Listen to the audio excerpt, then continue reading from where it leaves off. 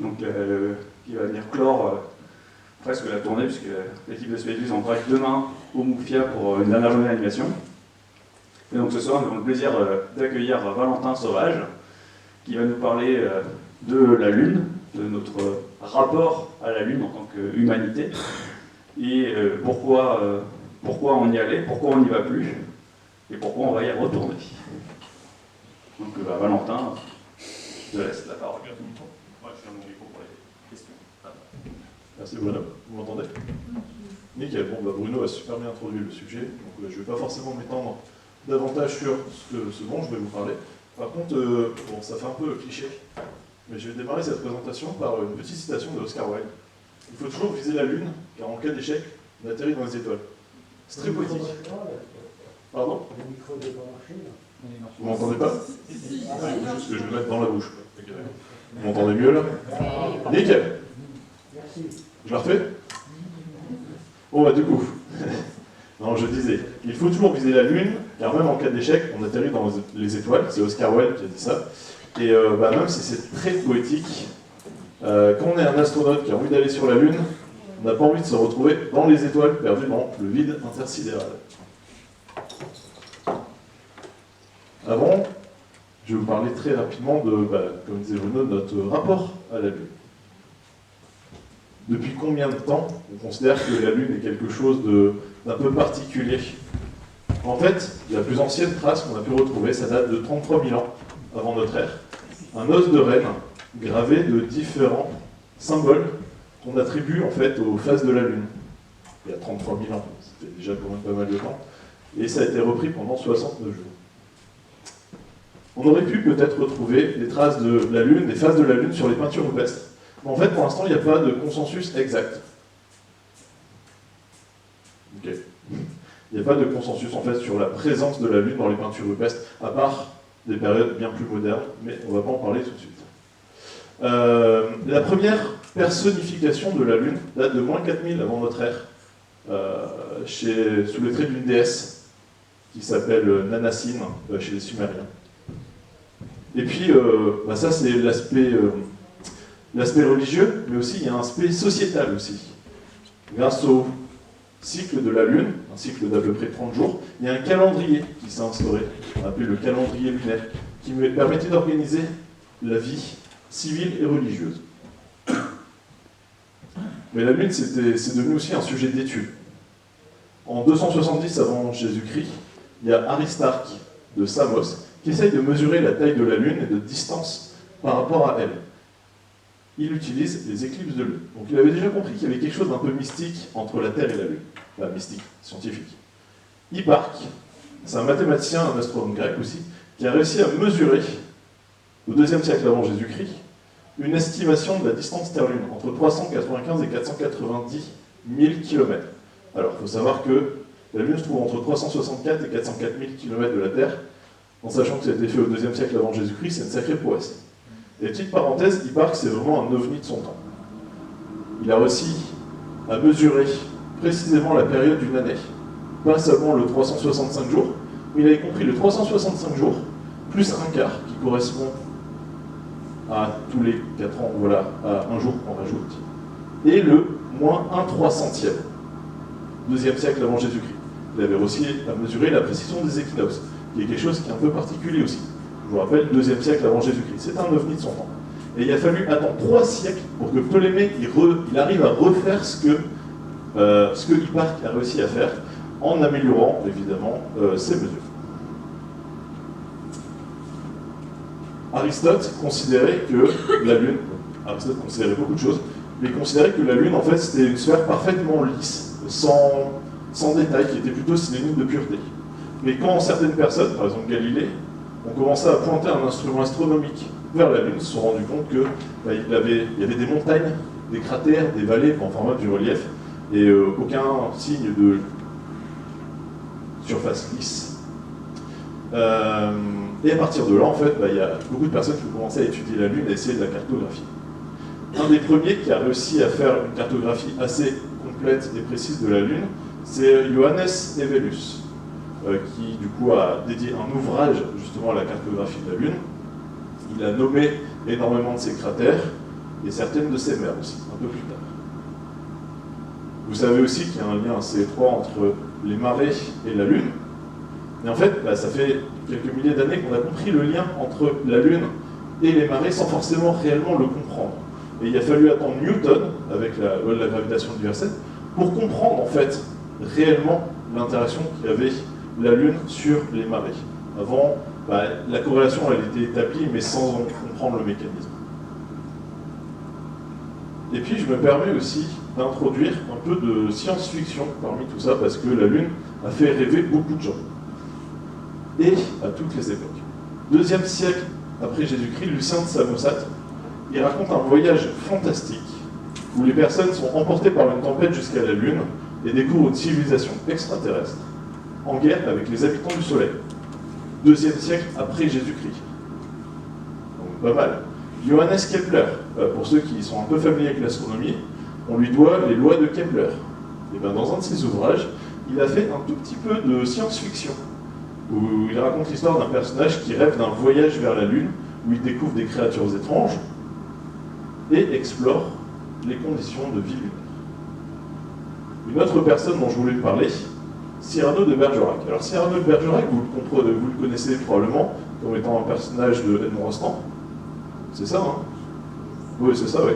Mais en fait, le Cyrano de Bergerac de Edmond Rostand était inspiré d'une vraie personne qui s'appelait Cyrano de Bergerac, qui a fait de la science-fiction aussi. Et il raconte comment un personnage se rend sur la Lune en utilisant des moyens assez imaginaires. Il découvre des sociétés lunaires et remet en question les modes de vie terrestres. Et évidemment, je suis obligé de parler de La Terre à la Lune, de Jules Verne, qui raconte l'histoire d'une société d'artilleurs qui crée en fait un immense canon pour pouvoir expédier des personnes vers la Lune. Mais bon, ça reste de l'imaginaire. Et l'imaginaire, un jour, il a pris une tournure un peu plus réelle. Je vais essayer d'introduire quelques protagonistes dans cette histoire, et le premier dont il faut parler, c'est Konstantin Tsiolkovsky. Alors pour le replacer un peu dans l'histoire, Konstantin Tsiolkovsky, donc il vivait en Russie, début du XXe siècle, et en 1903, il proposa une équation, promis c'est la seule équation que vous verrez, qui est littéralement l'équation fondamentale de l'astronautique. Tous les déplacements qu'on peut faire dans l'espace actuellement sont basés sur cette équation-ci. Sauf que ça s'est passé en 1903.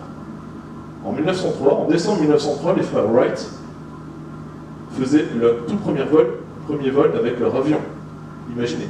Mais on a ce Konstantin Tsiolkovsky qui a imaginé un monde où, si on avait par exemple des vaisseaux spatiaux, des fusées, des ascenseurs spatiaux, des stations spatiales, enfin bref, toute une ribambelle de choses qu'on pourrait attribuer à de la science-fiction de l'époque, en fait il a cherché à les théoriser. Et il a plutôt bien réussi. Une autre personne dont je suis obligé de parler aussi, c'est Hermann Oberth, lui qui était roumain. Il a fait sa thèse de doctorat en 1923 sur la navigation interstellaire. Pareil, en 1923, on ne s'attend pas forcément à une thèse de doctorat sur ce sujet-là. Et il a retrouvé aussi cette équation. Il l'a retrouvée, parce qu'en fait, là, ça se passait en Russie, dans un bled paumé. La communication ne se faisait pas forcément. Les travaux de Tsiolkovsky, en fait, ont réussi à percer un tout petit peu plus tard. Il proposa aussi la théorie du vol interplanétaire, avec les transferts d'orbite, les stations spatiales permanentes, ou alors la combinaison spatiale. Tout ça en 1923. Et ces deux personnages, en fait, ont été grandement inspirés par le roman De la Terre à la Lune de Jules Verne. Troisième protagoniste de l'histoire, Robert Goddard, côté américain, il travaille sur des concepts de fusée, et notamment de la propulsion. Et en 1923, il réalise la première chambre à combustion fonctionnelle, c'est-à-dire réussir à transformer du carburant en une poussée.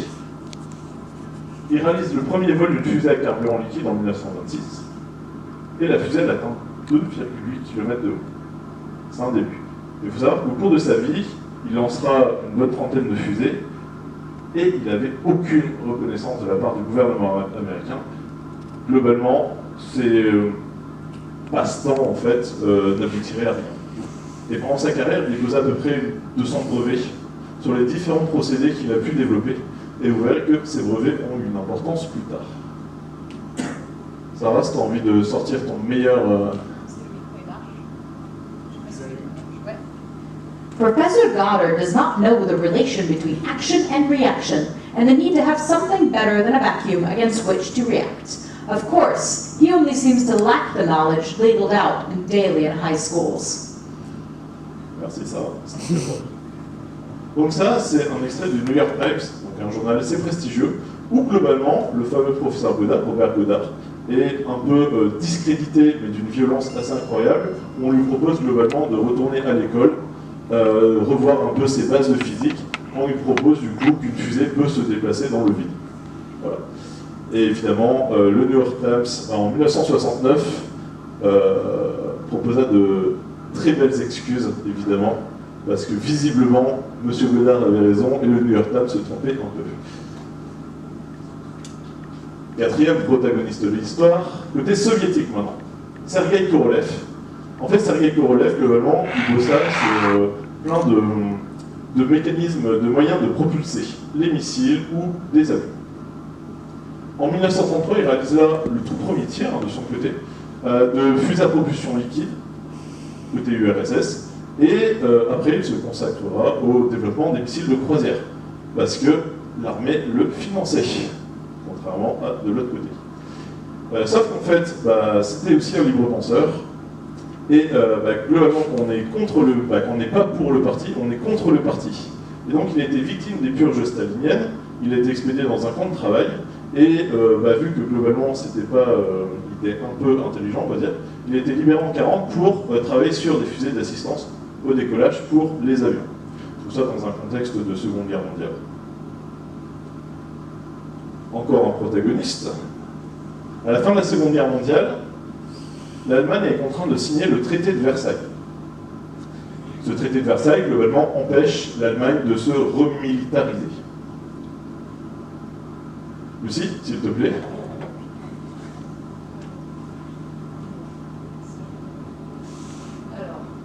Verein für Raumschifffahrt. Merci Lucie. En fait, c'est une association pour la navigation spatiale en fait, qui rassemble plein d'ingénieurs et puis de gens un peu passionnés aussi, qui veulent développer des fusées pour accéder à l'espace, donc un peu pareil des livres penseurs, dont font partie un certain Werner von Braun et Hermann Oberth, dont j'ai parlé un peu plus tôt dans la conférence. Et en fait, ce qui a intéressé l'armée, c'est que le développement de ce genre de technologie contourne les restrictions du traité de Versailles. Le traité de Versailles n'incluait pas du tout ce type d'armement qui, à l'époque, en fait, n'existait pas. Donc, en fait, les membres de cette association ont rejoint l'armée pour continuer ces développements. Et globalement, ça a donné les missiles. Pendant la Seconde Guerre mondiale, donc, un missile a été développé, en fait, il y en a beaucoup. Et la version la plus aboutie, ça a été le missile V2. Il y a à peu près 6000 missiles V2 qui ont été produits. En termes de bilan, ce missile il est assez mitigé parce qu'il faut savoir qu'il a fait plus de morts dans les chaînes d'assemblage qui étaient globalement gérées. C'était des travailleurs forcés, des déportés, ainsi de suite, contexte de Seconde Guerre mondiale. Il a fait plus de morts dans les chaînes d'assemblage que par les missiles eux-mêmes. Et il faut savoir que du coup, vers la fin de la Seconde Guerre mondiale, on va en parler juste après, les Américains tirent un des missiles V2 à la verticale et il atteint 179 km, la limite de Kármán qui définit en fait la hauteur à partir de laquelle on est dans l'espace et à 100 km. Donc ça en fait le tout premier objet artificiel à atteindre l'espace. Maintenant, fin de la Seconde Guerre mondiale, l'Allemagne nazie est vaincue.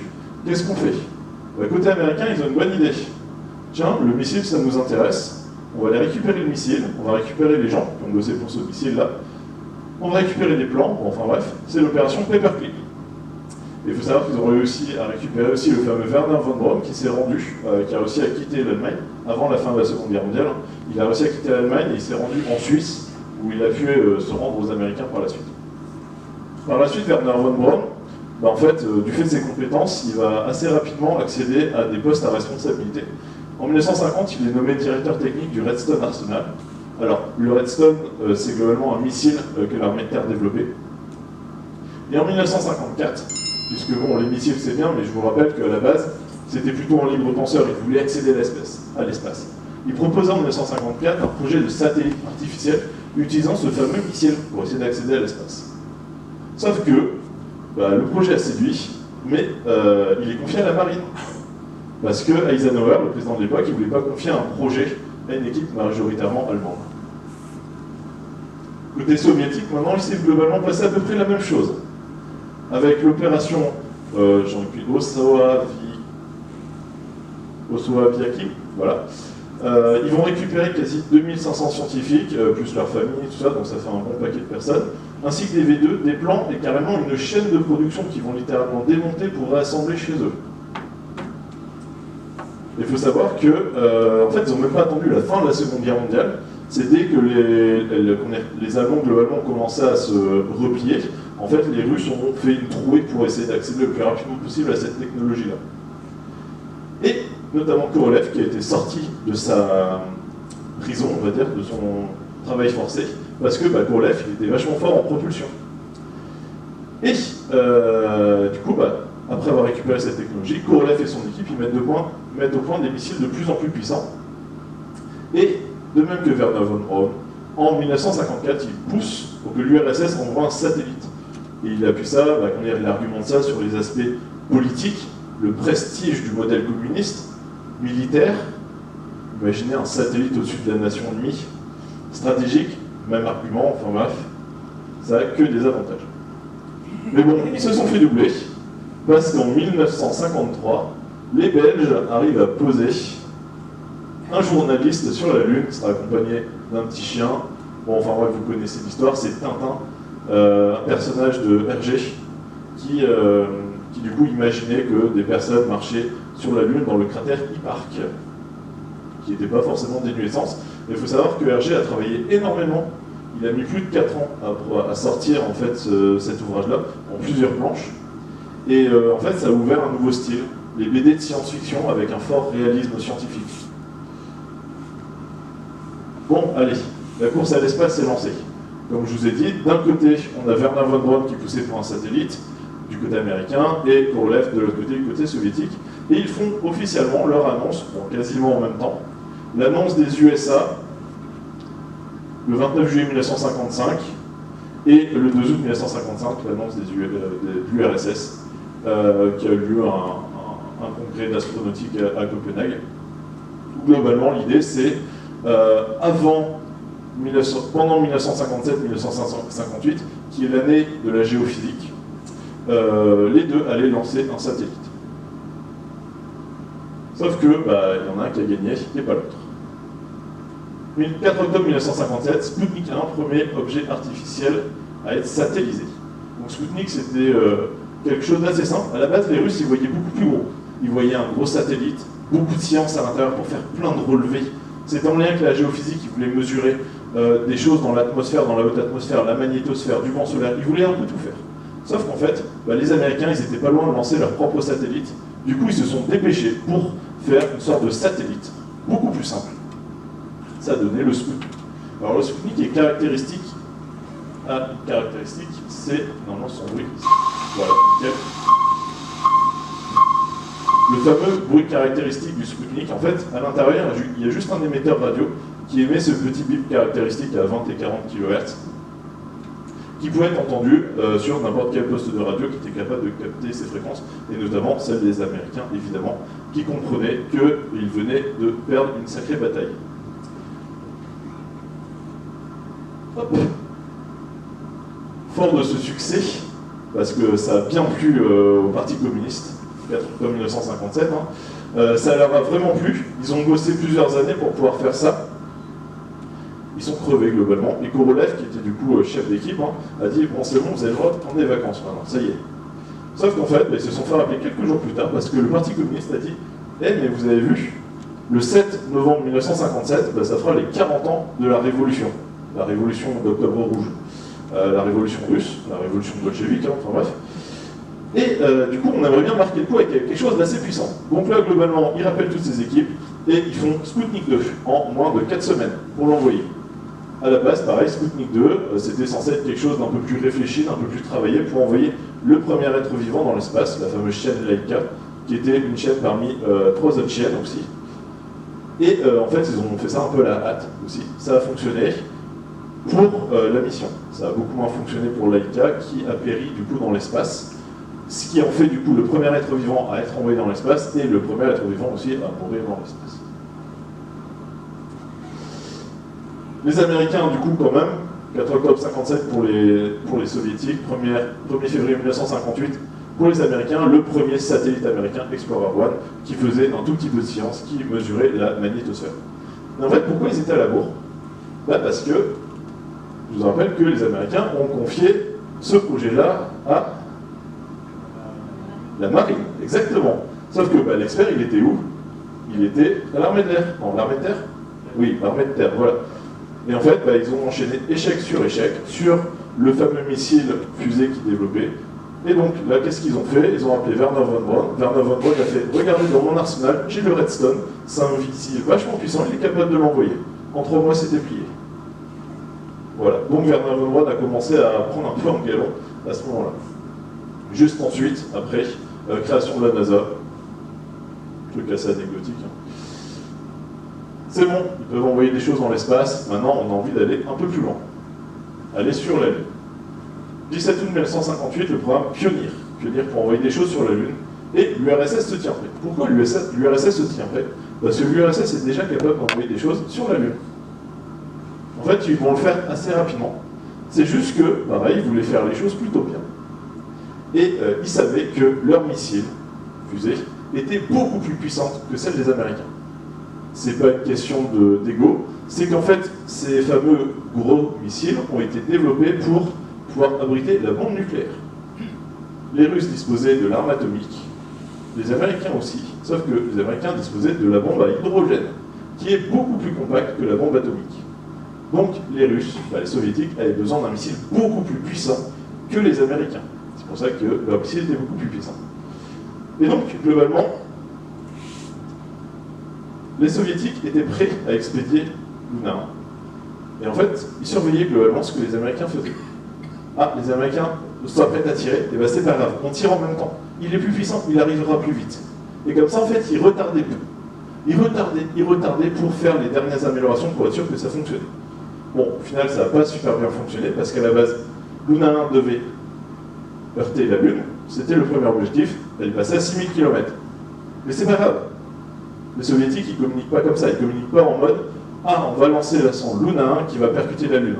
Non, cache l'information, et après, ils diffusent l'information ou non, en fonction de si c'est favorable. Et donc là, ils n'ont pas dit « On a loupé la Lune », c'est « On a mis le tout premier objet en orbite héliosynchrone ». Juste après, voilà, donc 2 janvier 1959, juste après, 12 septembre 1959, la sonde Luna 2. Alors c'est bon, du coup c'est Luna 1, mais ils réussissent à percuter la surface de la Lune. 4 octobre 1959, on est quasiment juste à côté, la sonde Luna 3, qui prend la première photo de la face cachée de la Lune. Alors pourquoi c'est important? La Lune nous expose tout le temps la même face. C'est-à-dire que la face cachée, la face visible, on le voit très bien. La face cachée, en fait, personne ne l'a jamais vue. En fait, il y avait beaucoup de fantasmes autour de cette face cachée. Qu'est-ce qu'il y a? Est-ce qu'il y a une civilisation cachée, des dinosaures? On ne sait pas. En réalité, on ne pouvait pas le savoir. Avant même d'avoir pris, à part qu'on a pris cette photo. Et une chose qui est très intéressante, c'est comment ils ont pris cette photo et comment ils l'ont expédiée vers la Terre. C'est à l'époque, je vous rappelle, les appareils photo numériques, ça n'existait pas. À la base, c'était du développement photo. Donc ce qu'ils ont fait, c'est qu'ils ont embarqué dans leur satellite un studio de développement photo. Ils prenaient des photos à l'ancienne, ils les développaient. Ils avaient du coup le papier photo, et qu'est-ce qu'ils faisaient avec ce papier photo? Non, ils ne l'expédiaient pas vers la Terre. Il y avait une seconde machine, avec un petit pointeau qui permettait de lire les nuances de gris sur des lignes, qui permettait donc de numériser ça, et de l'expédier l'information vers la Terre. Et donc ils ont réussi globalement à expédier à peu près 17 photos vers la Terre complète.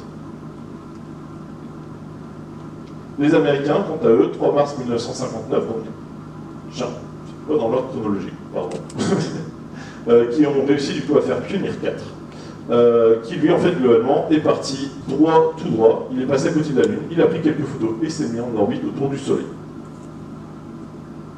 Bon, super, maintenant on sait envoyer les choses vers la Lune. On va passer à la vitesse supérieure et commencer à envoyer des hommes dans l'espace. Les Américains ont développé le programme Mercury et les Russes le programme Vostok. Vous le savez probablement, le premier homme à être allé dans l'espace, c'était Yuri Gagarin, un soviétique, le 12 avril 1961. Alors évidemment, il y a eu des étapes entre les deux. Hein. Je vous rappelle que le précédent être vivant dont j'ai parlé, qui est allé sur la Lune, c'était Laika et elle a péri dans l'espace. Entre-temps, des deux côtés, un côté russe, côté américain, ils ont fait des beaux progrès. Côté russe, en fait, ils ont expédié, ils ont réussi à envoyer et récupérer 2 chiennes qui s'appelaient Belka et Strelka. Et pour la petite anecdote, elles ont note, les hommes, c'est très facile de choisir. C'est très facile. Parce qu'en fait, ils prennent dans les pilotes de chasse. Des deux côtés, ils prennent dans les pilotes de chasse. Alors, il y a une légère différence en termes de politique. C'est-à-dire que là, ils vont choisir des jobs plutôt expérimentés, plutôt âgés, plutôt mûrs. Et ici, ils vont essayer de prendre les personnes les plus jeunes possibles. Et aussi expérimentées. Sauf que chez les femmes, il n'y a pas de pilote de chasse. Donc, ils s'approchent de quelque chose qui risque. Ils essaient de faire en sorte de taper dans la population qui se rapproche le plus de l'aviation, et c'est les parachutistes. Et donc, il y avait beaucoup de femmes parachutistes, notamment Valentina Tereshkova. Et elle a été choisie parce que elle avait fait beaucoup de sauts en parachute, et surtout qu'en fait, elle collait parfaitement au modèle de propagande soviétique. C'était une femme travailleuse, elle travaillait dans le tissu. Elle avait des parents qui étaient ouvriers, qui étaient agricoles. Son père était mort durant la guerre contre la Norvège, la guerre de l'hiver contre la Norvège. Globalement, elle collait parfaitement au modèle soviétique et c'était des outils de propagande à l'époque.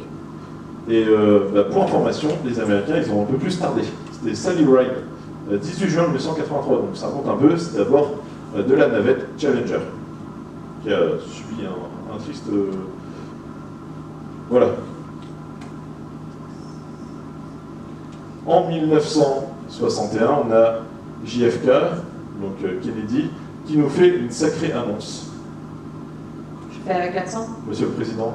We go into space because whatever mankind must undertake, free men must fully share. I believe that this nation should commit itself to achieving the goal before this decade is out, of landing a man on the moon and returning him safely to the Earth.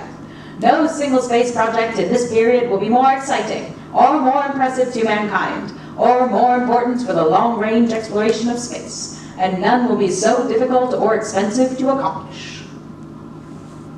Bon, toi, merci. Hein. On peut l'applaudir. Hein. Donc globalement, ce que ça veut dire, avant la fin de la décennie, on envoie des hommes sur la Lune et on les ramène en vie. C'est préférable. Et du coup, tout ça, ça a déclenché deux choses. Un, la création de programmes, et surtout, de l'argent qui coule à flot. Côté américain, le programme Gemini, dont l'objectif est de se familiariser un peu avec les techniques de vol spatial, et du coup le fameux programme Apollo, pour amener les hommes sur la Lune, et de l'autre côté, le fameux programme N1, L3 des Russes, parce qu'ils ne s'en pas donner des noms. N1 c'est globalement le lanceur, et L3 c'est l'étage numéro 3 qui va vers la Lune, Lune 3. Voilà.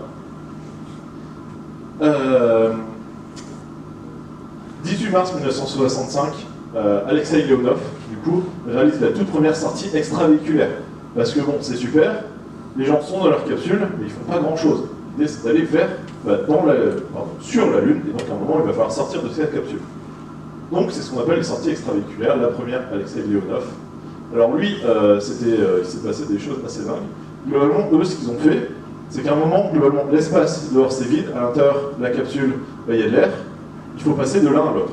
La stratégie des Américains, c'est on fait le vide dans la capsule, on peut ouvrir le sas, la porte sans aucun problème, ça fonctionne très bien. Côté russe, ils ont créé un sas, c'est-à-dire juste une petite pièce, ils vont dans la pièce, ils ferment la pièce, ils vident l'air, ils peuvent ouvrir l'espace, il est dans l'espace. Et ça fonctionne très bien, et il n'y a pas de perte de fluide. Les Russes avaient développé un sas gonflable, super. Alexei Leonov réalise sa sortie extravéhiculaire, sauf qu'en fait, dans l'espace, c'est vide. Et sa combinaison, en fait, elle n'est pas si rigide que ça. Ce qui fait qu'au fur et à mesure, elle commence à gonfler. Gonfler, gonfler. Gonfler suffisamment pour qu'il n'arrive même plus à pincer des choses, parce qu'en fait, sa main est sortie de ses gants. Mais bon, Leonov, il a l'habitude, c'est un colonel de l'armée, il a l'habitude de gérer le stress. C'est pas grave, il réalise sa mission, il perd une quantité d'eau incroyable par stress, compréhensible. Et quand il s'avance vers le sas pour pouvoir rentrer, je vous ai dit que sa combinaison avait gonflé. Et du coup, il ne rentre plus par le sas. Donc, haute pic de stress, Mais bon, c'est pas grave, il y avait une petite valve en fait qui lui permettait d'expulser de l'air. Il a dû expulser plus de 70% de l'air à l'intérieur pour descendre la pression à 30% de la pression atmosphérique. Voilà, et donc il est rentré quasiment tout pile. Au début, il voulait rentrer par la tête, il n'a pas réussi, du coup, il est rentré par les pieds et tout ça. Gros stress, mais il a réussi. Tant mieux pour lui. Côté américain, en fait, ça s'est joué à pas grand-chose aussi. Edward Wright, pareil aussi, sortie extravéhiculaire. Bon, super. Maintenant, on peut les faire aller dans l'espace. Ce qu'il va falloir faire aussi maintenant, c'est, on ne peut pas tout expédier d'un coup. Il va falloir plus ou moins assembler les choses. Les Russes et les Américains sont d'accord pour dire qu'il faut assembler les choses, on ne peut pas tout expédier d'un coup. Donc il va falloir faire des rendez-vous spatiaux, prendre deux machins et les emboîter. Globalement, les Russes et les Américains ont une stratégie différente. Les Américains se basent entièrement sur l'expertise et le talent de leurs pilotes. Les Soviétiques se basent uniquement sur leur capacité à programmer. Les cosmonautes qui y a à l'intérieur des capsules ne peuvent strictement rien faire. Tout est programmé. Le premier rendez-vous spatial a eu lieu, c'est les Américains qui l'ont fait entre Gemini 8, donc le programme Gemini l'a avancé, Gemini 8, et un étage de fusée à Génère. Nickel, ils ont réussi, c'est génial. Je pense que vous connaissez du coup la personne qui était commandant de bord, qui a réussi à faire cette mission-là, qui a réussi à coupler du coup une capsule Gemini 8 avec Agena, du coup le talent du pilote. Vous le connaissez? Neil Armstrong, exactement. Si ce nom vous dit rien, vous êtes au bon endroit. Alors il faut savoir que quand il a réussi à faire ce couplage, en fait, sa capsule en fait, a commencé à s'emballer un peu. Et la capsule plus l'étage de fusée a commencé à tourner et accélérer, tourner de plus en plus vite, de plus en plus vite. Neil Armstrong, globalement, il a compris qu'il y avait un problème. Donc ils subissaient déjà 1,8 G, quelque chose comme ça. Donc ils n'étaient pas loin de perdre connaissance. Il a décrété que la mission était annulée, et en gros, en déconnectant du coup l'étage de fusée, ça a éteint aussi le propulseur qui était défaillant. En fait, c'était un propulseur de leur propre cabine qui était défaillant. Mais bon, c'est bon, voilà, c'est mission annulée, mais en fait, pour la NASA, c'était un franc succès. En réalité, c'était un vrai succès. Le couplage dans l'espace a fonctionné. Pour les Russes, ça a un peu plus tardé. Le Cosmo 186 et Cosmo 188. Le 187, il a explosé sur le pas de tir, la classique. Ces deux capsules parfaitement identiques. Au final, ça avance. Super. Maintenant, vous avez vu tout à l'heure, les sorties extravéhiculaires, bon, c'est super, mais en fait, vous êtes très lié à la capsule qui est à côté de vous. Il va falloir une combinaison spatiale qui soit autonome. Quand vous voudrez aller sur la Lune, vous voulez vous balader sur la Lune et pas rester juste à côté de la capsule. Donc, il y a la combinaison qui va être autonome, qui va être développée. La première à être testée, il s'appelle Eugene Cernan, dans Gemini 9A. Alors, vous avez vu, toutes les missions Gemini, c'est Gemini plus un numéro, et là on a rajouté un petit A, parce que, en fait, l'équipage principal s'est tué en vol. Globalement, ils se rendaient à leur base, et ils étaient dans un avion de chasse, ils se sont tués, et en fait, ils sont rentrés dans le hangar qui abritait la capsule Gemini 9. Donc il y a à la fois l'équipage et la capsule qui a été détruite à ce moment-là. Donc c'est l'équipage de réserve qui est passé principal. Eugene Cernan, globalement, ça va être un des mecs qui va mettre le pied sur la Lune après, à retenir. 11 novembre 1966, donc un tout petit peu plus tard, Gemini 12, qui va clôturer le programme Gemini. Donc pareil, une autre personne qui va réussir à faire 3 sorties extravéhiculaires. Et puis cette personne-là, en fait, elle a l'habitude aussi de faire de la plongée. Et elle s'est rendue compte qu'il y avait beaucoup de liens entre la plongée et les sorties extravéhiculaires. Et c'est à partir de là, en fait, ils ont commencé à entraîner les astronautes dans la piscine. Et cette personne, vous la connaissez? Vous la connaissez pas? Bon, Buzz Aldrin, ça vous dit rien? C'était lui. Il a réussi à faire 3 sorties extravéhiculaires. Il faut savoir qu'en fait, ils étaient 2 dans la capsule Gemini. Gemini pour jumeaux, ils sont 2 dans la capsule. En fait, il y avait un stress tellement intense, la mission a duré 3 jours. Et en fait, à un moment juste, ils ont craqué, ils ont dit à la NASA, stop, on veut du repos. Parce qu'en fait, ils étaient tellement soumis à un stress intense qu'il leur fallait du repos. Bon, enfin bref, on avance. Bon, là, globalement, tout est à peu près prêt pour partir vers la Lune. Ils sont capables de tout faire.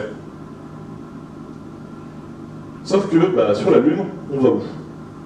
il a fallu développer toute une série de satellites pour venir cartographier la Lune. Donc les Américains avaient déjà commencé en 1959 avec le programme Ranger et toute une série de sondes de Ranger 1 à 9 pour cartographier la Lune. Alors il faut savoir que sur les 9 sondes, il n'y a que les 3 dernières qui ont fonctionné. Les autres, ils les ont perdues. Grosse défaillance. Mais ils se sont pas arrêtés là, ils ont aussi développé le programme Lunar Orbiter, pareil, 6 sondes au total, non, 5 sondes, pardon, excusez-moi, qui ont réussi à cartographier plus de 99% de la surface de la Lune avec une résolution moyenne ou assez haute en fonction du site d'intérêt. Ils ont repéré, grâce à ça, plus de 20 sites d'alunissage potentiels. Super. Maintenant, il faut réussir à poser quelque chose en douceur sur la Lune. Je vous rappelle, les seuls qui ont réussi à poser quelque chose sur la Lune, c'est Luna 2 et à la fin Crater. Donc, le programme Surveyor des Américains, de l'autre côté, en fait, c'est toujours le programme Luna, hein, tout ce qui concerne la Lune, c'est Luna chez les Soviétiques. Mais bon, c'était quand même les Soviétiques qui ont réussi à poser quelque chose en douceur en premier, le 3 février 1966, Luna 9. Alors vous avez vu quand même, je vous ai dit, c'est toujours le même programme Luna. Ils ont réussi à faire Luna 1, 2, 3 qui globalement ont bien fonctionné en 58. Et là, il a fallu attendre 1966 pour qu'ils posent quelque chose en douceur.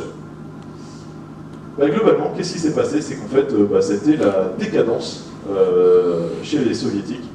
Ils ont perdu, il y a eu 2 défaillances d'étages de fusée qui ont empêché du coup le décollage propre, l'insertion en orbite lunaire.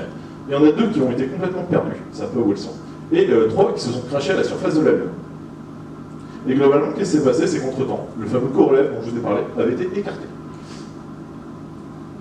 Ça arrive. Mais du coup, ils l'ont remis un peu sur les rails.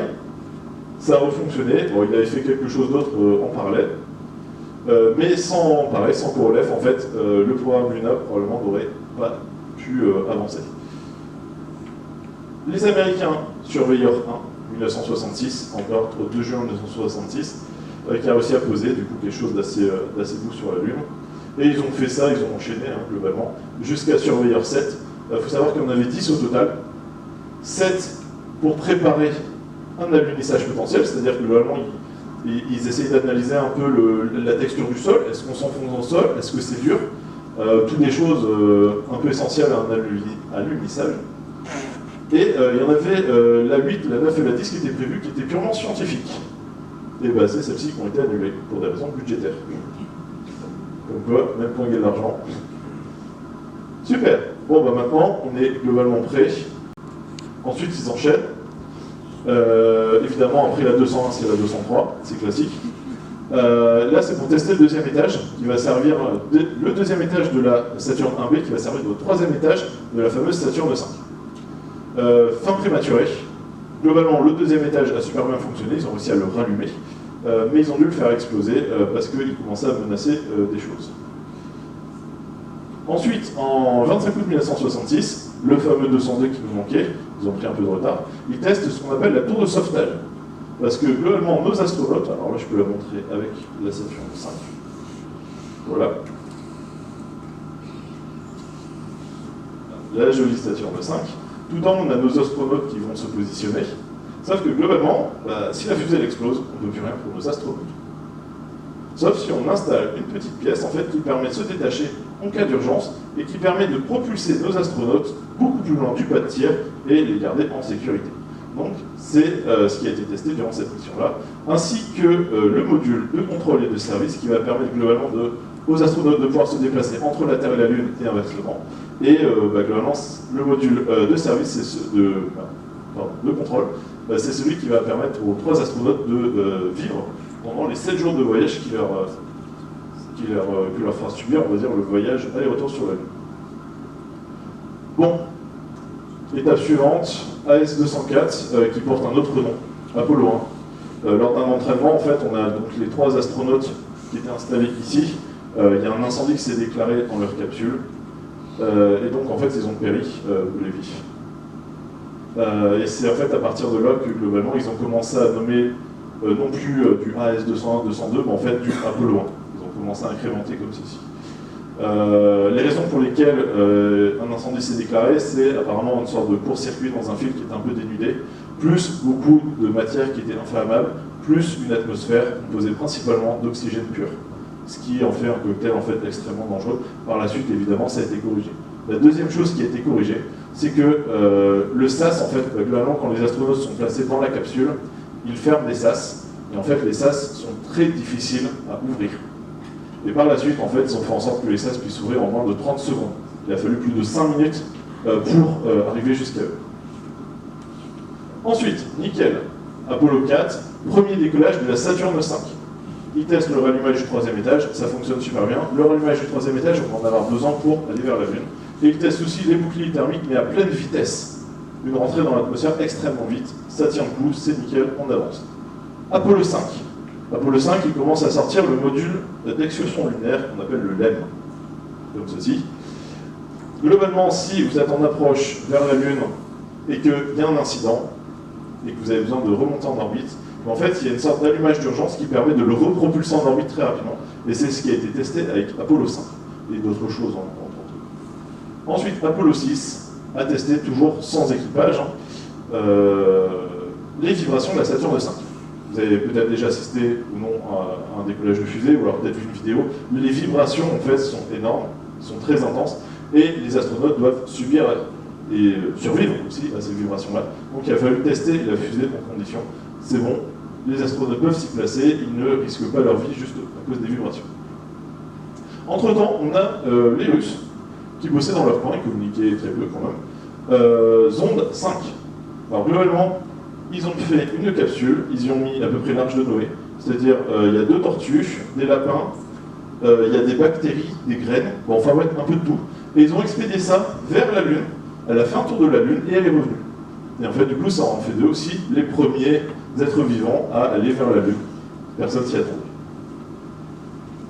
Apollo 7 maintenant. Apollo 7, ça y est, ils mettent un équipage dedans. Et c'est la première fois qu'en fait, ils font une retransmission de TV. Parce qu'il faut convaincre l'opinion publique que dépenser 25 milliards de dollars, c'est utile. Ensuite, on avance Apollo 8. Alors Apollo 8, globalement, c'est la première mission en fait, qui va faire du coup un aller-retour vers la Lune et revenir. Et celle-ci a quelque chose de très particulier. Regardez la date, 21 décembre. En vrai, c'était pas loin. Ils ont passé Noël en orbite autour de la Lune. Et en fait, il y a une partie de tout ça qui a été retransmise à la télé pendant Noël. Ils ont comme ça, lu quelques passages de la Genèse en fait au moment de Noël. Et en fait, ça en faisait le moment le plus visionné à la télé de tous les temps à l'époque. Plus de 300 millions de personnes. Ensuite, Apollo 9. Alors globalement, c'est une répétition de tout ce qui va être fait sur la Lune, mais en orbite autour de la Terre. Pareil, ça a super bien fonctionné. Apollo 10, c'est la répétition en orbite lunaire. Globalement, c'est tout comme, sauf l'alunissage. Alors pour la petite anecdote, il faut savoir que ils étaient clairement capables de faire l'alunissage, ils auraient pu en être capables, ils étaient formés pour. Mais la NASA a volontairement en fait réduit la quantité de carburant dans ce module-ci qui leur permettait d'allunir. Ce qui fait qu'ils pouvaient allunir et puis repartir. Voilà. Pour être sûr que... Je suis déjà à 45 minutes. Ok, c'est pas grave. De toute façon, vous aimez bien. Donc, pour être sûr en fait qu'ils ne fassent pas de dinguerie et qu'ils vont se poser sur la surface de la Lune et griller un peu tout. Ça, c'était Apollo 10. Vous connaissez bien évidemment l'Apollo 11. Voilà. Apollo 11. Qui sont donc ces personnes? Neil Armstrong. On est bon. Nickel. Le 16 juillet 1969, Apollo 11. Alors pour la petite anecdote, Neil Armstrong, Buzz Aldrin, légende de tous les temps. Michael Collins, beaucoup moins connu. Mais c'est celui qui a fait le design de ce logo-là. Ouais. C'est celui qui a proposé le design. En fait, il y a un aigle qui représente la liberté, mais aussi le symbole américain. Une branche d'olivier qui représente la paix. Voilà. Très mignon. Et aussi, pardon, excusez-moi, la chose la plus importante, vous avez vu, il n'y a pas les noms des personnes autour. C'était une volonté de leur part, parce qu'en fait, ils voulaient que ce Apollo 11 soit pas juste l'œuvre de 3 hommes, mais l'œuvre de globalement toutes les personnes qui ont travaillé dessus, et ils ne voulaient pas être uniquement... l'événement ne voulait pas être attribué directement à 3 personnes. Vous avez compris. Donc globalement, l'anatomie de ce qui va leur permettre d'aller sur la Lune, le module de service ici, le module de commande, on va avoir nos 3 astronautes, le module d'excursion lunaire qui est ici, qui est comparé à la capsule Gemini et la capsule Mercury. En fait, globalement, on vient comparer aussi les fusées, la fusée Saturne 5, avec là c'est la Redstone, et ici c'est Juno 1, il me semble. Donc on avance. Le fameux décollage de la Saturne 5, le 11, évidemment le 16 juillet 1969. Liftoff. We have a liftoff. 32 minutes past the hour. Liftoff on Apollo 11. Oh boy. Oh boy, it looks good.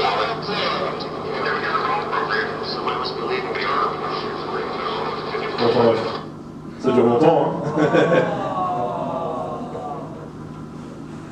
Donc, pour les moments un peu clés, au bout de 2 minutes et 42 secondes, le premier étage ici est complètement vide et va se détacher.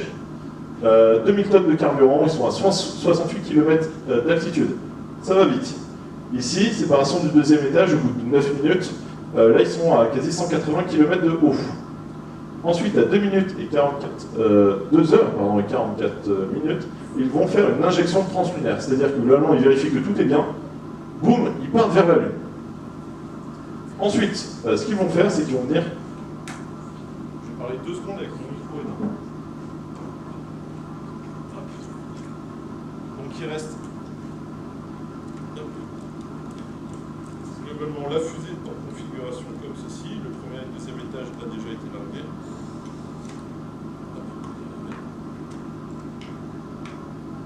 Nickel.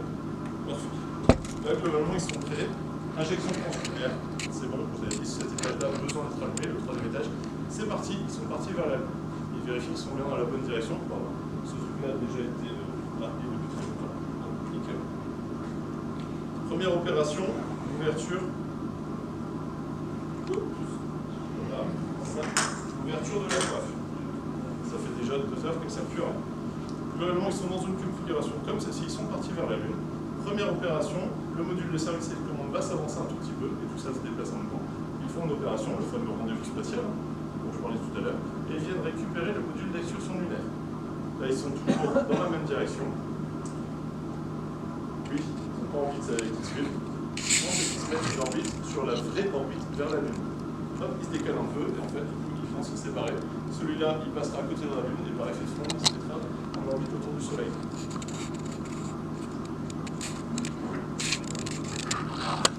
Ensuite, donc ça j'en parlais, nickel. Insertion orbite lunaire, au bout de quasi 3 jours de voyage, ils arrivent à proximité de la Lune, ils font un retournement pour venir ralentir pour se mettre en orbite lunaire, sinon ils vont beaucoup trop vite. Ensuite, Neil Armstrong, Buzz Aldrin, ils montent dans Eagle. Eagle c'est le nom du module d'excursion lunaire, et cette partie-ci, ici, c'est Columbia. Michael Collins, du coup, va rester dans le module de commande, parce qu'ils vont avoir besoin d'eux. Les 2 éléments se séparent. Le 20 juillet, à 20h17, Eagle se pose à la surface de la Lune. Et le 21 juillet, à 2h56, Neil et Buzz, ils marchent sur la Lune. Pourquoi ça a pris autant de temps ? Parce qu'en fait, pendant leurs entraînements, tout était super bien rangé dans la capsule. Sauf que là, en fait, c'était un peu le foutoir. Et du coup, en fait, avant de pouvoir sortir dehors, ils ont dû tout ranger, il y en avait partout. Voilà, et du coup, là, on peut voir le premier pas sur la Lune. Alors, la qualité n'est pas énorme, parce qu'ils ne pouvaient pas retransmettre directement le flux vidéo, parce que c'était pas compatible. Du coup, il y a une caméra qui filme à l'extérieur, qui va diffuser sur un écran, et cet écran était filmé pour être retransmis vers la Terre. Une actualité incroyable. Mais ce que vous pouvez voir, là, c'est Neil qui est prêt à poser le pied sur la Lune, et vous avez vu le saut qu'il a dû faire. Parce qu'en fait, à la base, le module d'excursion lunaire, le module d'excursion lunaire, en fait, était doté d'amortisseurs. En arrivant à la surface de la Lune, boum, il se plie. Et en fait, avec les différentes missions, ils ont estimé qu'ils devaient s'enfoncer suffisamment pour permettre à Neil de ne pas avoir à enjamber 1 mètre. Sauf qu'en fait, l'atterrissage de Neil Armstrong s'est fait de manière extrêmement douce. Du coup, il s'est quasiment pas enfoncé. Mais bon, la mission a duré 2h15 sur la Lune. Sarah. That's one small step for man, one giant leap for mankind. Voilà, le petit c'est globalement, en fait, on pense qu'il y a un O-man, voilà. Sauf qu'en fait, il y a eu des grésillements, donc ça a été confirmé beaucoup plus tard. Au début, c'était juste retranscrit. C'est 2h15. Ils ont récupéré 22 kg de roches lunaires. Ils ont déposé un très joli cadeau de bienvenue. C'était un joli sac blanc dans lequel il y avait plein de déchets globalement alimentaires et puis des déchets humains aussi. Ils ont ensuite une expérience sur le vent solaire. Ils déposent un sismomètre, un réflecteur laser. Ils déposent le fameux drapeau. Pardon, excusez-moi. Ils déposent le fameux drapeau. Ils font des photos, des vidéos. Et bon, ils appellent Nixon aussi à un moment, mais ça dure assez court. Ils laissent en échange aussi plusieurs éléments symboliques, notamment le patch de Apollo 1 suite à leur décès, et 2 médailles soviétiques pour la mort en fait en 67 de Yuri Gagarin, qui est mort dans un accident de chasse. Et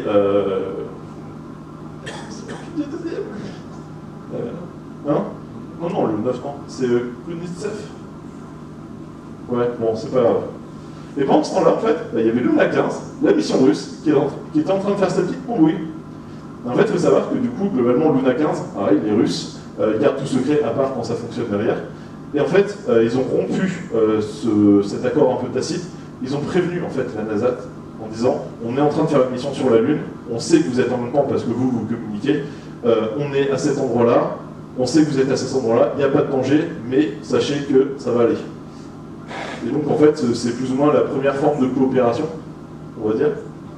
Manque de peau, Luna 15 s'est écrasé. L'objectif de Luna 15, c'était de ramener des échantillons et de doubler les Américains. Elle était partie 3 jours avant Apollo 11, et en fait, même si le planning avait été parfait, elle serait arrivée 3 jours après le retour de nos astronautes, donc ça n'aurait pas fait la première mission de retour d'échantillons lunaires. Bon, enfin bref, là je vais essayer de passer assez rapidement. Globalement, ils repartent depuis la Lune, ils récupèrent leur pote Michael Collins, il sera à Mars à Columbia. Chemin inverse, injection translunaire pour repartir vers la Terre. Le module de service, celui qui permettait le gros moteur pour faire des allers-retours, il se détache parce qu'il ne sert à rien. La rentrée atmosphérique avec une vitesse complètement prodigieuse.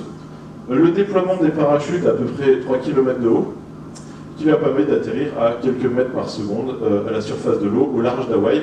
Ils seront récupérés par l'USS Hornet, un porte-avions. Et donc, quand ils seront sortis de leur capsule, ils ne vont pas être directement faire copain-copain avec tout le monde, ils vont être mis dans une sorte de container de quarantaine. Et ici, on peut voir le président Nixon, en fait, qui les avait rejoints pour l'occasion. Et ils vont subir une quarantaine d'à peu près 21 jours, parce que ils sont allés sur la Lune. Première fois que des êtres vivants allaient ailleurs que sur Terre. Vous pouvez ramener, je sais pas, des pathologies, des virus, on ne sait pas. En fait, il faut savoir qu'ils ont gardé ce truc-là jusqu'à Apollo 14. Et après, ils l'ont supprimé, ils se sont rendus compte que ça ne servait pas à grand-chose.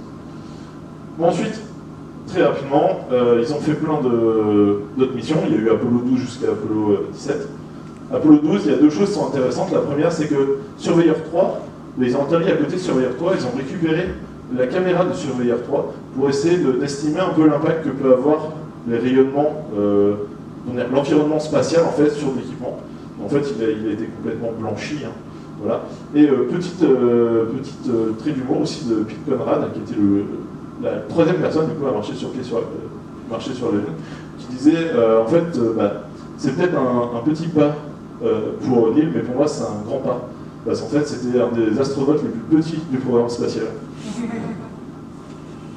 Voilà. En parallèle de ça, quand même, les Russes ont continué leurs excursions sur la Lune, ils ne se sont pas arrêtés. Ils ont quand même réussi à faire leur retour d'échantillons. Et surtout, ils ont réussi à poser le premier rover sur la Lune, ce qui était une première aussi. On avance, Apollo 13, vous avez vu le film, vous connaissez cet équipage, évidemment c'est celui du film, hein, c'est pas le vrai, avec Tom Hanks, regardez le film, il est très très bien. Et globalement, ce qui s'est passé, c'est que sur leur trajet Terre-Lune, il y a eu une mini-explosion dans leur module de service, ce qui leur a forcé à annuler la mission. En fait, il y a eu une énorme péripétie. On est sur du spoil de film, donc regardez-le. Et globalement, ils sont rentrés sur Terre en vie. On est content pour eux. Apollo 14, on continue. Le fameux Alan Shepard, celui qui avait fait une sortie extravéhiculaire, qui est allé dans un des premiers Américains à travailler dans l'espace, il est aussi allé sur la Lune après. Et il est connu pour avoir joué du golf sur la Lune. Voilà. Il faut savoir qu'il n'avait pas du tout pris un club de golf. Globalement, il avait juste emmené la petite partie qui permet de faire un club de golf, et il a utilisé un machin en métal pour faire des prélèvements au sol pour fabriquer un club de golf. Globalement, c'était clairement pas autorisé. Apollo 15, premier rover sur la Lune, première voiture, on va dire, sur la Lune, qui permet aux astronautes de se déplacer, et puis être cantonné en fait autour du module du LEM. Apollo 16, Apollo 17, globalement, on continue, hein, c'est la même chose. Voilà, globalement. Donc, après Apollo 17, il n'y a plus rien eu du côté américain. Et du côté russe, en fait, ça s'est arrêté avec Luna 24, le 9 août 1976. Et depuis, il n'y a plus rien eu. Pourquoi ils se sont arrêtés là? Côté soviétique, c'est assez évident. Victoire américaine, compliqué de faire mieux vu qu'ils l'ont déjà fait. Et surtout, en fait, l'argent globalement est parti ailleurs. Surtout, par exemple, le développement de stations spatiales, par exemple, ou de programmes d'excursion du système solaire, des autres planètes du système solaire. Et leur retour d'échantillons, ils ont globalement ramené à peu près 200 grammes d'échantillons, c'était suffisant scientifiquement. Et du côté américain, en fait, des grosses raisons, la raison pour laquelle ils se sont arrêtés, c'est une victoire américaine. Ils ont réussi. Il n'y a pas besoin de continuer. Un coût trop important, le coût de la mission, du programme lunaire, en fait, a coûté à l'époque 25 milliards de dollars. Ce qui est rapporté maintenant fait 150 milliards de dollars. Voilà. Donc, belle somme. Et surtout, les finances, elles sont parties sur d'autres projets, notamment le développement de la navette spatiale et la guerre du Vietnam. On aime.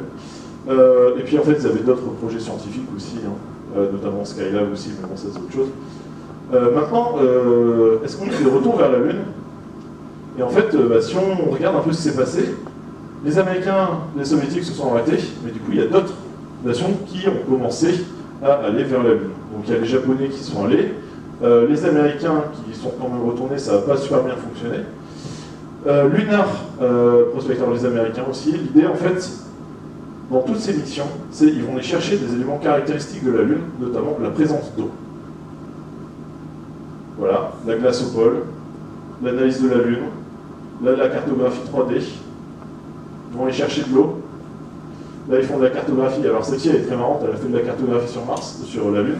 Et ensuite, elle est partie faire de la cartographie sur un astéroïde qui s'appelait Toutatis, qui passait pas très loin à cette époque-là. Là, ils vont chercher, voir s'il y a de l'eau sur la sous-croûte de la Lune. Là, on va aller chercher, alors ça, c'est pas mal, hein, un rover, du coup, sur la face cachée de la Lune, première fois. Ça, ce sont les Chinois, en 2018. Là, les Indiens, du coup, leur objectif c'était de faire un trio, satellite plus lander, donc atterrisseur, plus rover. Chandrayaan 2 s'est craché, mais Chandrayaan 3 a réussi. Luna 25, parce que les Russes ne se sont pas arrêtés là, ils ont continué leur programme spatial. Et en fait, Luna 25, c'est assez récent. L'objectif, en fait, c'était de voir un peu ce qui se passait au pôle, potentiellement s'il y a de l'eau, mais elle s'est crachée. Qu'est-ce qu'on a d'autre? Chang'e 6, voilà. Premier retour d'échantillon de la face cachée de la Lune par les Chinois. Et en fait, ce qu'on remarque globalement, pardon, quoi? Qu'est-ce que j'ai fait? Oui, pardon. Ce qu'on remarque en fait, c'est que depuis 2017, il y a un peu toutes les nations qui font leurs petites annonces. Annonce américaine, d'ici 2030, j'en ai pour 10 minutes max. Nickel. Décembre 2017, les Américains annoncent que d'ici 2030, ils vont poser le pied sur la Lune. Alors à l'époque, c'était 2024, on n'y est pas, mais bon, ça traîne. Annonce japonaise, on a envie d'aller sur la Lune, on va commencer à travailler pour aller sur la Lune. On donne pas de calendrier. Annonce indienne, même que pour les Japonais. Les Émiratis, ils viennent d'où? On ne sait pas. Ils ont travaillé sur une mission qui s'appelle Hope, elle a plus ou moins fonctionné, du coup ils donnent des ailes, je ne sais pas. Annonce chinoise, eux, candidats très très sérieux, eux ils ont un planning, ils ont une force de frappe qui est incroyable. Pareil, même annonce, des taïkonautes du coup qui poseront le pied sur la Lune avant 2030. Et annonce russe qui globalement, ils se disent, on va aller sur la Lune, mais en fait on fait copain-copain avec les Chinois. Voilà. Donc, il y a eu plusieurs programmes. Je vais parler seulement des deux programmes un peu plus sérieux, le programme Artemis américain et le programme chinois qui ne porte pas de nom parce qu'ils n'aiment pas donner des noms aux trucs. Les Américains, en fait, ils n'ont pas attendu leur annonce pour développer un lanceur qui était capable d'aller sur la Lune. Après 1972, la station de 5 elle a été complètement désaffectée et depuis, ils n'avaient pas développé de super lanceur. Ils ont développé la navette spatiale. Sauf que, comme vous le savez, la navette spatiale, elle a super bien fonctionné, elle a coûté très cher, il y a eu 2 accidents qui ont globalement galvanisé à peu près tout le monde. Donc, C'est à peu près à cette période que le gouvernement américain a dit on arrête la navette spatiale. Sauf qu'en fait, il y a tellement d'entreprises qui travaillaient autour de la navette spatiale, d'ingénieurs de ça, que en fait, c'était globalement condamné un secteur d'activité. Du coup, en échange, ils ont dit bon, un jour, on va avoir besoin de retourner sur la Lune, développer un lanceur super lourd du style Saturne V. Et en fait, c'est ce qui a été fait. Donc déjà, depuis 2010, ils travaillaient sur un lanceur super lourd pour retourner sur la Lune. Et en mars 2021, le SLS, Space Launch System, donc le fameux lanceur super lourd de la NASA, était prêt. Hop. Donc c'est ce qui a été fait du coup, le 7 novembre 2022 avec Artemis 1. Artemis, la sœur d'Apollo, programme spatial américain. Donc le décollage. 4-stage engine start. 3, 2, 1. Boosters ignition.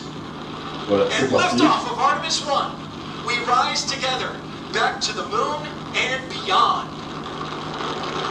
Donc ça c'était pour Artemis 1, voilà, qui globalement en fait si on fait les comptes est plus puissante que la Saturne V, mais parce qu'elle développe plus de poussée, mais elle met moins de masse en orbite. Donc est-ce qu'elle est plus puissante? Je ne sais pas. Donc ça c'était Artemis 1, super bien fonctionné, pas d'équipage. Artemis 2, du coup, septembre 2025, à la base 2024, c'est la même mais avec un équipage. Artemis 1, qu'est-ce qu'ils ont fait? Ils ont fait voler le SLS avec la capsule Orion, qui va abriter les astronautes. Ils sont partis vers la Lune, ils ont fait un aller-retour, rentrée atmosphérique, ça a super bien fonctionné. Artemis 2, on met des bonhommes dedans.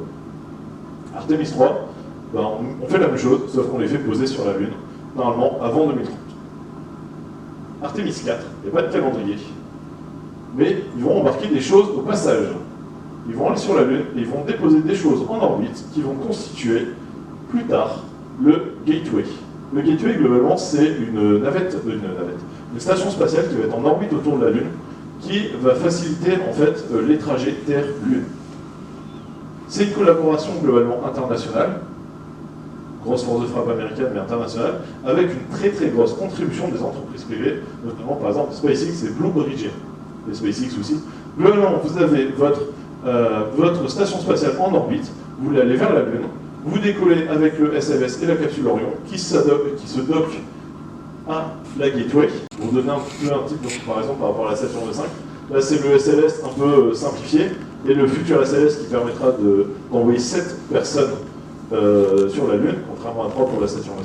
Ça c'est la fameuse longue marche des Chinois, la longue marche 9, qui est un lanceur super lourd aussi. Hein. Et c'est pour ça que je disais que ce sont des candidats très sérieux pour poser le pied sur la Lune.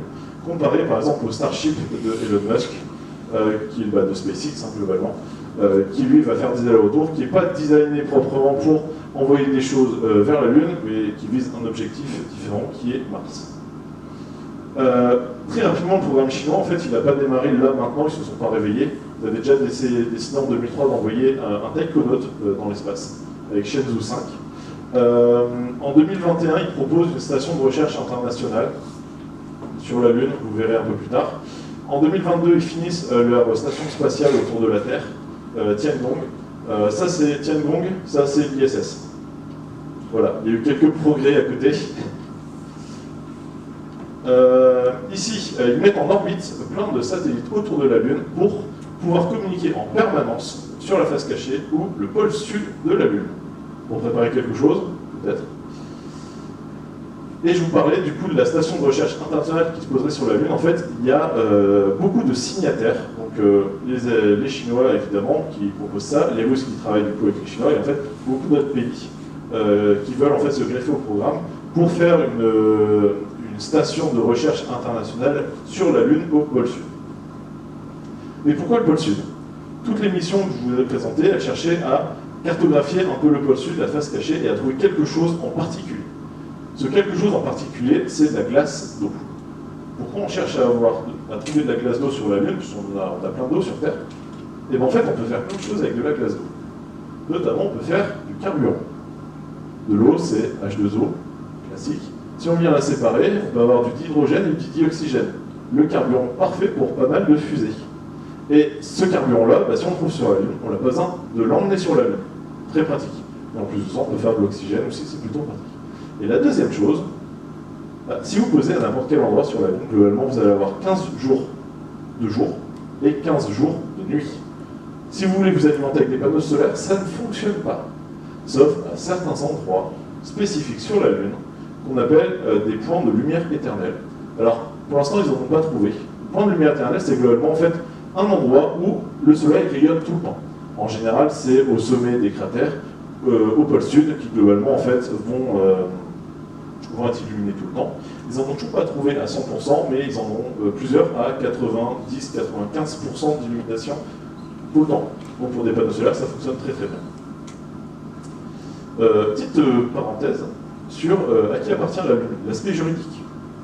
Parce qu'en fait, est-ce qu'on a le droit d'aller sur la Lune, de faire ce qu'on veut, de prendre notre pioche et de piocher, et de récolter ses ressources? En 1967, il y a un traité de l'espace qui a été ratifié par plus de 100 pays. Ratifié, c'est plus sérieux que signé. Ratifié, c'est une loi.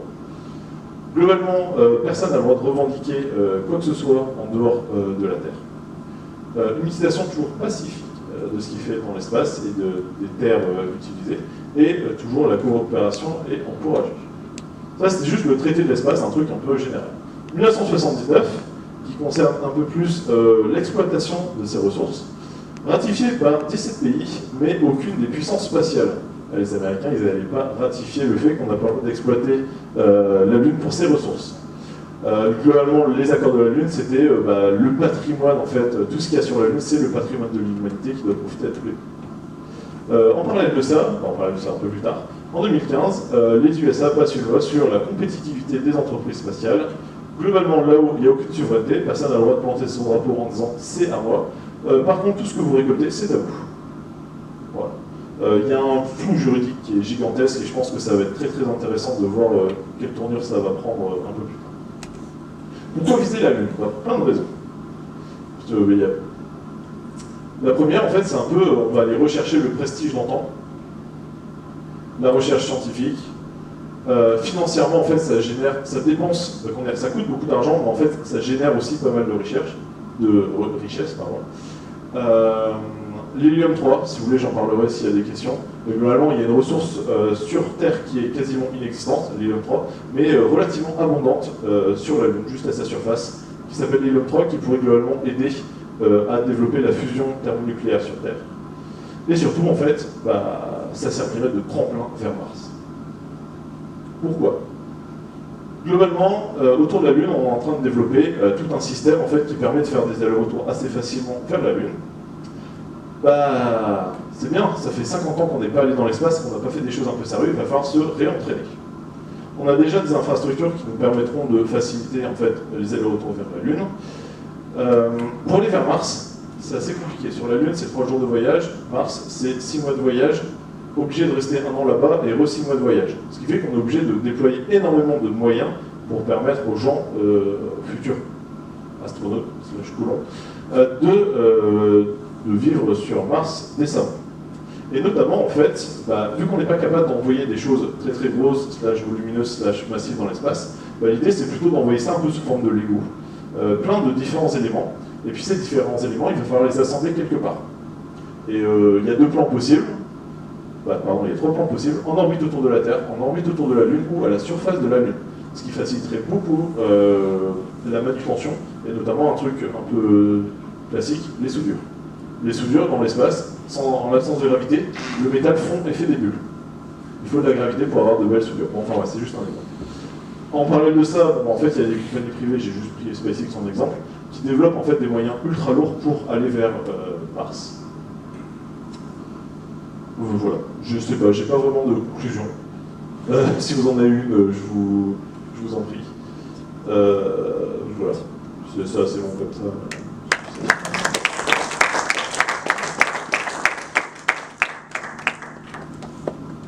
Si vous avez des questions, n'hésitez pas, je suis là. Sinon, vous avez le droit aussi de rentrer chez vous, je ne sais pas combien de temps ça va durer.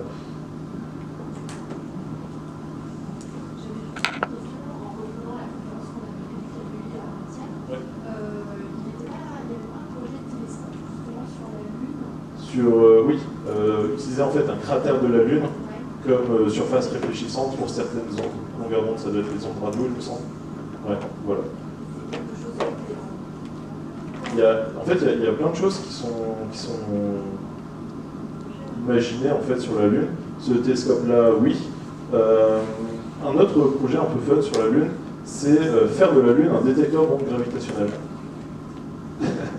Très marrant, c'est que globalement, si on met les bons sismomètres sur la Lune, et c'est beaucoup de si, globalement, donc il y a très peu d'activité sismique au cœur de la Lune, il y en a un tout petit peu. Il y en a, non, mais un tout petit peu. En fait, si on dispose des bons sismomètres, on est capable, en fait, s'il y a une onde gravitationnelle qui passe au travers de la masse de la Lune, en fait, ça va créer quand même des tensions dans la croûte qui ont tendance, du coup, après à se répercuter sous forme d'énergie et donc créer des ondes sismiques. Des mini-ondes sismiques. C'est un projet qui était assez marrant, qui est imaginé. Il y a plein de trucs cool sur la Lune qui est imaginé.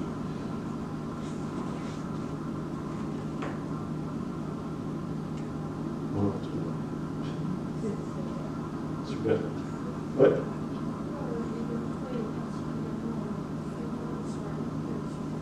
Ouais, nickel. Comment?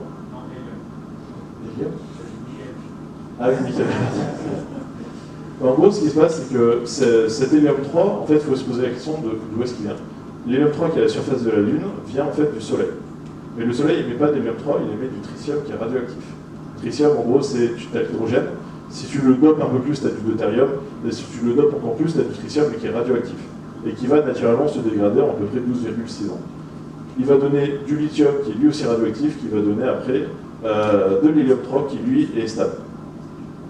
Et en fait, tout ce flux de vent solaire qui arrive vers la Lune dépose en fait ce tritium qui se stocke en fait dans la porosité du régolithe en surface, une sorte de poudreuse un peu. Et en fait, naturellement, la désintégration fait qu'on a de l'hélium 3. Le problème en fait, c'est que ce vent solaire n'arrive pas sur Terre à cause de son bouclier magnétique qui empêche du coup toutes ces particules d'arriver à la surface de la Terre. Et en fait, nos seuls stocks d'hélium 3 proviennent en fait de nos activités nucléaires, et notamment des stocks d'armes nucléaires que nous avons. Voilà, et c'est pour ça qu'il y a très peu de personnes, très peu de nations en fait, qui vendent leur hélium 3, parce que leur capacité de production d'hélium 3 est directement proportionnelle à leur stock d'armes nucléaires. Voilà.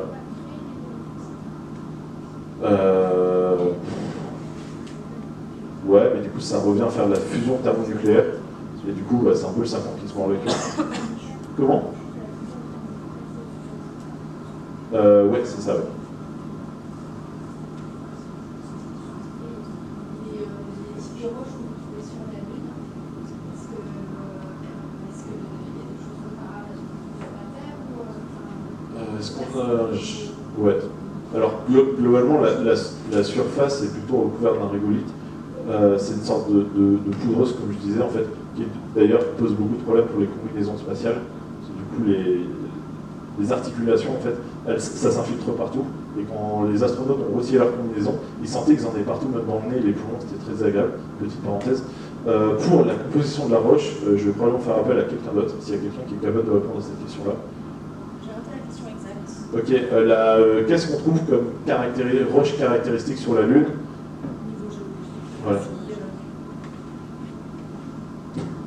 Par rapport au. Ouais, ce qu'on a récupéré, justement, je pense qu'il y a des échantillons. Donnez-moi 2 instants. Non, mais c'est pas grave, hein. Ne regardez pas.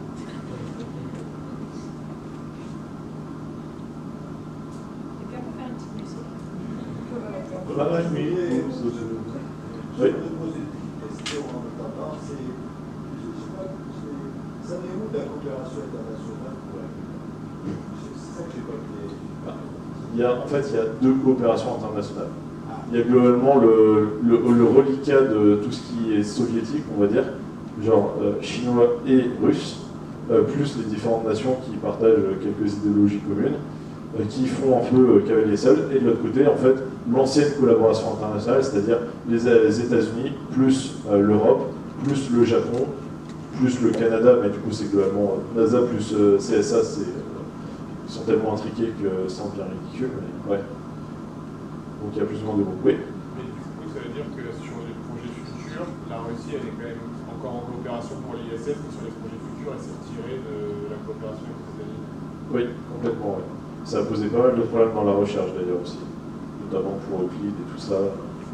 Et au final, il y a globalement, d'ici 5 à 6 ans, elle est censée être désorbitée pour être détruite parce que elle commence à se faire vieille, il y a plus de 3,5 milliards par an à entretenir. Voilà. Donc j'ai une réponse pour les roches. Vas-y, ça. Voilà. Donc l'important, c'est pas vraiment juste leur composition, mais en fait, tout ce qu'ils vont nous montrer, les événements dans le système solaire dont ils ont été témoins, comment ils ont été transformés par leur existence, ce qui va nous aider à comprendre la formation de la Lune et aussi la formation de plein d'objets dans le système solaire. Côté composition, c'est beaucoup de silicates, donc des trucs qu'on trouve dans le sable, aussi de l'olivine, comme l'olivine qu'on trouve ici sur notre île, votre île, plutôt, je suis intégrée. Voilà. Sinon, ils ont trouvé un nouveau minéral, ça je viens d'apprendre à l'instant, un nouveau minéral qu'ils ont appelé armacolite, parce qu'ils ont pris les 2 premières lettres de tous les astronautes qui l'ont découvert. Ouais. Voilà, armacolite. Voilà. Donc, c'est des roches qui apparaissent, on dirait qu'ils ne sont pas formés, il n'y a aucune influence d'eau. Donc ça, c'est vraiment intéressant pour analyser. Et sinon, sachant qu'ils n'avaient pas encore tous les outils pour analyser ces cailloux, quand ils sont revenus sur Terre, la plupart d'entre eux ont été scellés dans des jarres, ou en fait même sur la Lune, ils étaient scellés directement, et ils sont encore en réserve. Et tous les quelques années, on les ouvre en présence de nouveaux scientifiques avec des nouveaux outils pour pouvoir les analyser comme s'ils étaient tout frais, venaient d'être livrés de la Lune. Et c'est assez chouette. Sinon, il y a plein d'autres histoires sur les roches lunaires sans connaître leur composition en fait. Voilà. Vous connaissez des stagiaires? Ouais. Il y a des stagiaires en fait qui ont réussi à voler des morceaux lunaires parce qu'ils voulaient coucher sur la Lune. Et du coup, ils ont volé des roches, ils se sont enfuis à un hôtel, ils ont mis les... Ils mettent l'argent dedans, les équipages pour Artemis 2 et 3 sont déjà formés, les équipages de réserve aussi.